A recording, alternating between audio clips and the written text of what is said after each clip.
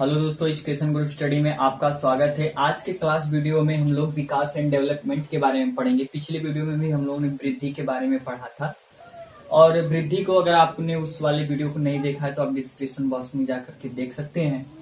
तो आइए स्टार्ट करते हैं कि डेवलपमेंट क्या होता है और वृद्धि और उसके बाद विकास दोनों में अंतर क्या क्या होते हैं। ठीक है, तो सबसे पहले विकास यानी डेवलपमेंट जो होता है वह व्यक्ति के शारीरिक, मानसिक, संवेगात्मक, सामाजिक, बौद्धिक, नैतिक आदि पक्षों में परिपक्वता से होता है। यानी कि डेवलपमेंट जो होता है, वृद्धि एक शारीरिक होती है जो कि शरीर में, उसके आकारों में, शरीर के भारों में वृद्धि होती है, में परिवर्तन होता है। और जो डेवलपमेंट होता है वह व्यक्ति के जो शरीर के साथ साथ उसके मानसिक, संवेगात्मक, फिर उसके बाद सामाजिक में उसका किस प्रकार से डेवलपमेंट हो रहा है, उसकी बुद्धि का किस प्रकार से डेवलपमेंट हो रहा है, उसके नैतिकता में, उसके आचरण व्यवहार में किस प्रकार से परिवर्तन होता है, आदि पक्षों में जितनी भी परिपक्वता होगी, यानी कि जितनी भी अग्रसर होता जाएगा आदि चीजों का, वही डेवलपमेंट होता है। अर्थात मोटे तौर पे हम कह सकते हैं कि जो विकास है वह सामाजिक, फिर उसके बाद बौद्धिक, नैतिक, फिर उसके बाद मानसिक, संवेगात्मक आदि की परिपक्वता जब किसी बालक में होती है या जब किसी व्यक्ति में होती है तो वही विकास होता है। अब इसमें कुछ महत्वपूर्ण पॉइंट है। यह जन्म से मृत्यु तक है, अर्थात जीवन पर्यंत तक चलने वाली प्रक्रिया है। यानी विकास, जो वृद्धि होता है एक निश्चित समय तक रुक जाता है, लेकिन जो विकास है, विकास जीवन पर्यंत तक, यानी कि जब तक व्यक्ति की मृत्यु न हो जाती तब तक विकास, चाहे उसके हड्डियों में हो, चाहे उसके शरीर से संबंधित उसके हड्डियों में हो, चाहे मांसपेशियों का हो, चाहे उसके समाज में ज्ञान से हो, चाहे मानसिक ज्ञान में बढ़ोतरी से हो, तो उन सारी चीजों का जो है कार्यक्रम, यानी उन सभी सारी चीजें जो होती हैं जीवन से, जब से जन्म होता है और मृत्यु तक चलती रहती है। फिर उसके बाद विकास में वृद्धि सम्मिलित रहती या होती है। विकास में वृद्धि सम्मिलित होती है, इसका तात्पर्य यह है कि जब व्यक्ति डेवलपमेंट करता है, जब व्यक्ति के किसी भी शारीरिक पार्टों का डेवलपमेंट होता है तो उसमें वृद्धि भी होती है, उसमें बढ़ोतरी भी होती है। इस आधार पे विकास और वृद्धि में सम्मिलित होता है, अर्थात विकास वृद्धि एक साथ चलती या एक साथ रहती है। नेक्स्ट पॉइंट है, इसमें गुणात्मक तथा परिमाणात्मक परिवर्तन होते हैं। इसमें गुणात्मक तथा परिमाणात्मक परिवर्तन होते हैं। गुणात्मक का मतलब उसके व्यवहारों में, उसके आचरणों में, उसके ज्ञान में, उसके जितनी भी विशेषताएं, उन सभी चीजों में क्या होता है कि परिवर्तन होता है। और उसी के साथ साथ उसके परिमाणात्मक का मतलब उसके शरीर के जो परिमाण है, परिमाण का मतलब जो क्वांटिटी है, क्वांटिटी के अंतर्गत आकार, भार आएंगे, उसमें भी परिवर्तन होता है। जैसे मान लीजिए गुणात्मक का मतलब, जैसे आज मान लीजिए व्यवहार की बात की जाए, जब बच्चा छोटा रहता है तो उसको बहुत सारी चीजें पता नहीं होती कि किस प्रकार से हमें किसके साथ, बड़ों के साथ किस प्रकार से व्यवहार करना चाहिए। जैसे जैसे वो बड़ा हो जाता है वह अपने माता पिता और समाज के लोगों से वह व्यवहार करना सीख जाता है। और उसी तरह से परिमाण की बात की जाए तो शरीर में वृद्धि होती है, शैशवावस्था में कुछ और होती है, किशोरावस्था में कुछ और होती है, वृद्धावस्था में कुछ और होती है। तो इस तरह से जो विकास होगा वह जीवन से लेकर के मृत्यु तक, यानी जब से जन्म होता है मृत्यु तक चलती है। फिर उसके बाद वृद्धि, यानी इसमें विकास में वृद्धि सम्मिलित होती है। फिर उसके बाद ये गुणात्मक तथा परिमाणात्मक परिवर्तन विकास के द्वारा होता है। नेक्स्ट पॉइंट है, विकास मुख्यतः दो तत्वों, वंशानुक्रम व वातावरण के अंतःक्रिया पर निर्भर होता है। तो आपको बता दूं कि जो वंशानुक्रम है और वातावरण, दो ऐसे तत्व हैं किसी भी व्यक्ति के लिए या विकास के लिए, किसी व्यक्ति के विकास के लिए दोनों ऐसे तत्व हैं जो उसकी हर एक प्रक्रिया को क्या करता है, वह निर्भर होता है। जैसे अगर वंशानुक्रम है तो वंशानुक्रम यानी कि जो व्यक्ति के माता पिता या उसके पूर्वज हैं उससे प्राप्त होता है, और वातावरण के आसपास का माहौल होता है।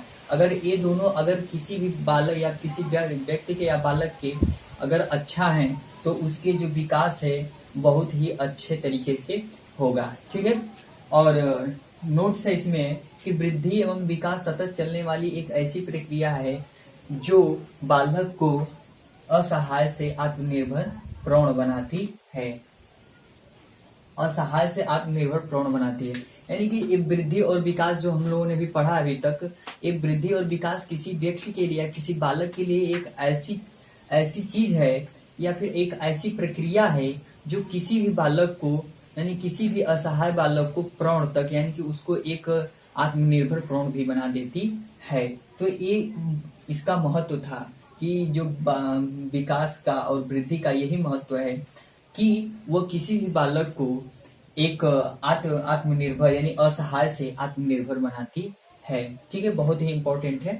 फिर उसके बाद नेक्स्ट हम लोग देखते हैं वृद्धि और विकास। वृद्धि और विकास इन दोनों में क्या क्या अंतर हो सकते हैं, तो ये अंतर देखेंगे। पहला है, यह निश्चित आयु तक चलने वाली प्रक्रिया है। वृद्धि क्या होती है कि एक निश्चित आयु तक चलती है, फिर उसके बाद विकास स्टार्ट हो जाता है। जबकि जो विकास होता है वह जीवन पर्यंत तक चलने वाली प्रक्रिया, यानी जब तक व्यक्ति की किसी भी मृत्यु नहीं हो जाती है तब तक यह प्रक्रिया चलती रहती है। उसमें कुछ न कुछ व्यक्ति जो होता है वह सीखता रहता है। नेक्स्ट में फिर वृद्धि संकुचित अवधारणा है, जबकि विकास व्यापक अवधारणा है। जो वृद्धि संकुचित अवधारणा इस आधार पे है क्योंकि यह कुछ समय तक के लिए ही सीमित होती है, जबकि विकास किसी व्यक्ति के पूरे जीवन भर चलती है। इसलिए इसका जो क्षेत्र है वह बिल्कुल व्यापक है, वह हर तरह से होता है, और जबकि यह केवल एक शारीरिक रूप में ही संकुचित रह जाती है। फिर उसके बाद वृद्धि शारीरिक होती है। जो वृद्धि होती है वह शरीर में होती है, जबकि जो विकास होता है वह उसके बहुत सारे पक्ष है, या आंतरिक वह बहुपक्ष होते हैं, जिसमें उसके सामाजिक, नैतिक, उसके बाद बौद्धिक, फिर उसके बाद संवेगात्मक आदि चीजें सम्मिलित होती हैं। फिर उसके बाद वृद्धि का निश्चित क्रम नहीं होता। वृद्धि एक निश्चित क्रम में नहीं होती है। जरूरी नहीं है कि किसी का पेट ज्यादा मोटा हो गया है तो उसका पैर भी मोटा होगा। ठीक है, तो इसका इस तरह से सारी चीजें निश्चित क्रम में नहीं होती है, जबकि जो विकास होता है एक निश्चित क्रम में होता है। यानी कि अगर बच्चा मस्तिष्क में अगर उसकी सारी चीजें होती हैं तो वह एक निश्चित क्रम में धीरे धीरे आगे की तरफ बढ़ता रहता है। फिर वृद्धि को मापा तौला जा सकता है। अगर किसी व्यक्ति की में वृद्धि हुई या किसी बालक में वृद्धि हुई है तो उसको हम लोग माप तौल सकते हैं, जबकि विकास केवल व्यवहार के रूप में महसूस होता है। विकास में केवल व्यवहार होता है, उसको महसूस कर सकते हैं। फिर उसके बाद वृद्धि दिखाई नहीं देती, वृद्धि दिखाई देती है, यानी कि किसी व्यक्ति में अगर कोई व्यक्ति मोटा हो गया, उसके भार में अगर वृद्धि हो गई, उसके लंबाई में वृद्धि अगर हुई है तो उसको देखा जा सकता है, लेकिन जो विकास होता है उसको अंदर से देखा नहीं जा सकता, केवल उसे महसूस कर सकते हैं।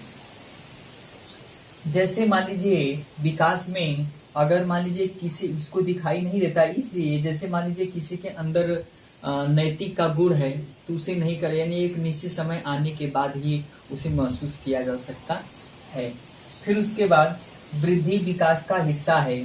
जो वृद्धि होती है विकास का ही हिस्सा, यानी कि विकास जब कर रहा होता है व्यक्ति या किसी जो बालक होता है विकास कर रहा होता है तो उसमें वृद्धि भी एक समय तक सम्मिलित रहती है, फिर उसके बाद विकास का प्रारंभ हो जाता है। यानी जैसे मान लीजिए कोई बच्चा है, वह उसकी हड्डियां बढ़ती हैं, यानी कुछ समय तक बढ़ती हैं। जब हड्डियां बढ़ जाती हैं शरीर की, तो जब उसमें मजबूती जो आने लगती है तो वह विकास हो जाएगा और वृद्धि उसके बढ़ने तक ही सम्मिलित है। ठीक है, फिर उसके बाद यह दिखाई नहीं देती, हो गया। फिर उसके बाद वृद्धि विकास का हिस्सा है। यह स्वतंत्र और चौमुखी होता है। विकास चौमुखी होता है और स्वतंत्र होता है, उसमें किसी भी चीज का हस्तक्षेप नहीं किया सकता। फिर उसके बाद इसका कोई लक्ष्य नहीं होता, यानी कि जो वृद्धि होगा, वृद्धि का कोई लक्ष्य नहीं होता है कि इतने किलोग्राम तक या फिर इतने हाइट तक हमको बढ़ना है, ऐसा ही करना है। और जबकि जो विकास होता है इसका लक्ष्य होता है कि हमें नैतिकता के सारे गुण सीखने हैं, हमें सामाजिक व्यवहार को अच्छी तरह से सीखना है, हमें मानसिकता को डेवलप करना है। फिर उसके बाद चाहे कोई भी चीज हो, चाहे उसमें बौद्धिक विकास को बढ़ाना हो, तो ये इस तरह से इसके लक्ष्य हमेशा क्या होते हैं कि निर्धारित होते हैं और इसको किया जा सकता है। ठीक है, तो बस इस वीडियो में इतना ही, मिलते हैं अगले वीडियो में। अगर ये वीडियो अच्छा लगे तो लाइक शेयर सब्सक्राइब करिए। थैंक्स।